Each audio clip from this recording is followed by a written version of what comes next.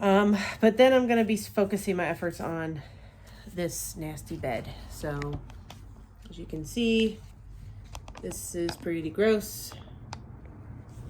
And I was trying to decide how I wanted to clean it.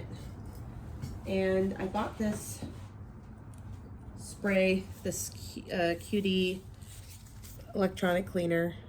And I figured I'll give it a try. No harm from just putting some on. Small amounts on area to be cleaned. Swabs or lint-free cloths may be used to clean stubborn soils.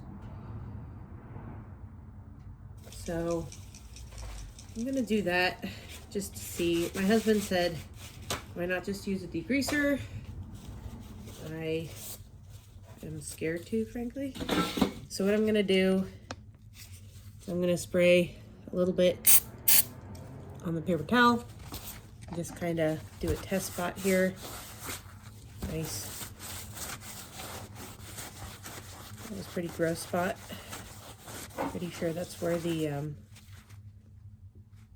that's disgusting. Again, this is a couple years of buildup on this bed here in the garage. Couple dozen years, at least 20 years in the garage. And what I plan on doing is something I learned from another YouTuber, because I can't think for myself. And I'm going to use a paintbrush, something like this, that will get into the these little ridges, and that'll like clear out some of the dust. And I'm going to use a vacuum and just kind of spray while I dust vacuum while I dust, just to get the larger chunks of sediment. And I've seen a couple nastiness, like whatever that is, just kind of hanging out on the bed there. So I'm gonna get the vacuum, suck it up while I clean, and we'll see how that goes. And then I'm going to use more of this spray stuff and just clean the crap out of it. So we'll see how that goes.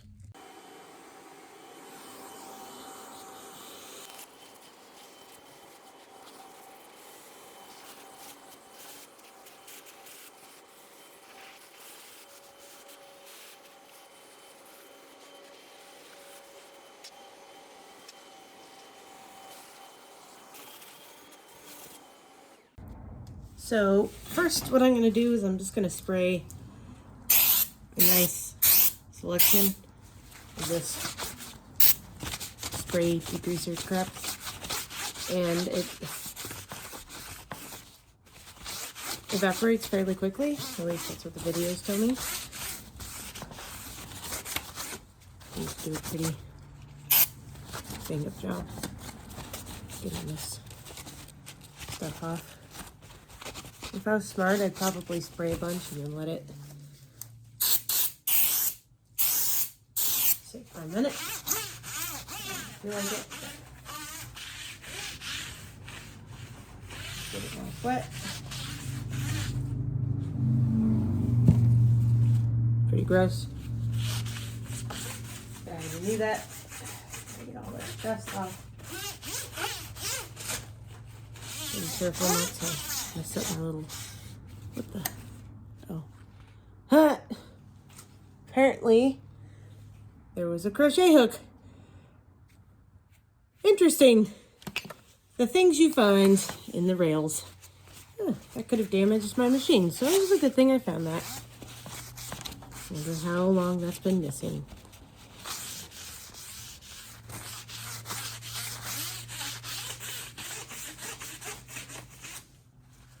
Now that I've gotten the first layer of gunk off, what I'm going to do is I'm going to get my box of cotton swabs here, and I'm just going to start spraying it and then just getting all the little crevices. So detail work, commence, and and then I'm gonna do the other side. So I apologize about the sound of the washing machine. My husband decided to be domestic, and now I get washer sound. So I let this sit while I was cleaning my needles, and I want you to see just how gnarly this is. So I'm using Q-tip clean, not even completely dry, and just running it down this bed. I've already done this like 3 or 4 times now. Holy gross. So I've let it sit, this spray stuff, this QD electronics cleaner. It's been sitting here while I've been doing other stuff, and apparently it's been doing a bang up job getting extra stuff clean while it was just kind of sitting there. So after witnessing that, decided maybe I'm not quite done cleaning this. I thought it was pretty good, and now I'm like, yuck. So what I'm gonna do is I'm gonna run this through a couple more times. I put the tip on, and I'm just gonna like do one of these, let it sit down, and that's probably why, because it was running down those channels and then collecting in this little rail thing. I don't want to use up all this stuff, but honestly, I don't care. I want it to get clean. So yeah, I think the majority of the top is clean, and now I just need it to get into those little grooves. So I'm gonna run the Q-tip a couple more times and just really give it a nice big cleaning. Pretty happy. I think I'm done. And I misspoke. I said I was done cleaning, but I forgot I still need to clean the yarn arm, the holder thing I took off the back. So I'm gonna clean that still. It's probably pretty gnarly as well.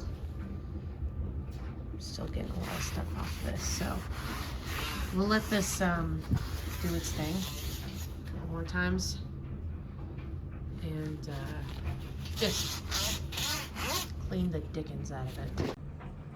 Okay, one last step before I start putting the needles back in is I'm gonna give this here sewing machine a nice blow job. It's not a sewing machine, it's a knitting machine. Yes, a nice blow job. Still getting a lot of this machine oil off that's dripped down after I sprayed it that last time. It's gonna continue, I'm assuming, to kind of leak out. So I'm blowing air into it, mostly because I've noticed sometimes these shop towels get caught on stuff, and I would hate to have a glob of something. So I'm just gonna, and you might hear the air compressor kick on, sorry. Just gonna blow it. And this is a fairly low PSI. It's not like gonna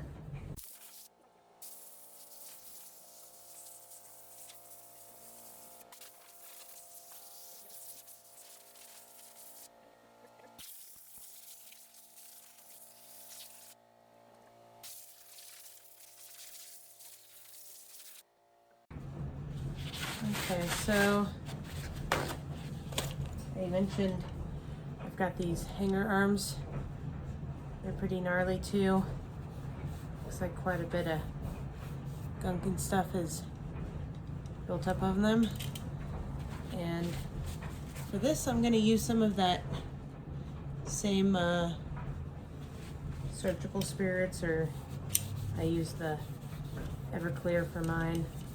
Some people use denatured alcohol, but that doesn't exist in California because California. So we use what we have. So I'm just gonna clean the crap off. Thankfully, these could have been a lot worse. They really are. I count myself very lucky to have come across this machine in such condition I did.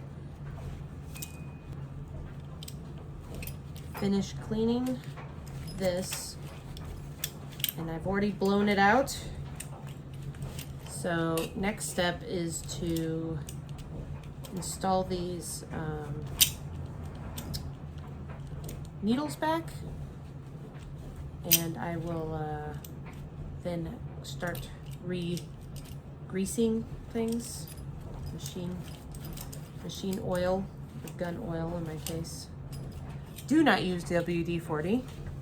The Kind Soul that I was looking at cleaning their needles mentioned that they had already greased it up with WD-40, and I said no, because that's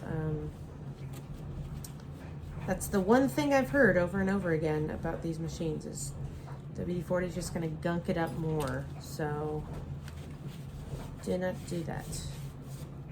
You can use sewing machine oil. You can use other non-corrosive lubricants. Just don't use WD-40. So I think this looks pretty good now. It's got a luster to it. It's got a little bit of shine, whereas before it was, see that? Ooh, before it was dull. That was just a little bit of alcohol, and we're rip around ready to go. So I can't use this until I get the tension arm, because that's seems like a really minor thing, just a little doodly bob that comes off of it, but actually quite important. So if she can't find it, that's fine by me. I will just be going onto the internet and buying it. Shucks. I'm just trying to see if I can't be cheap.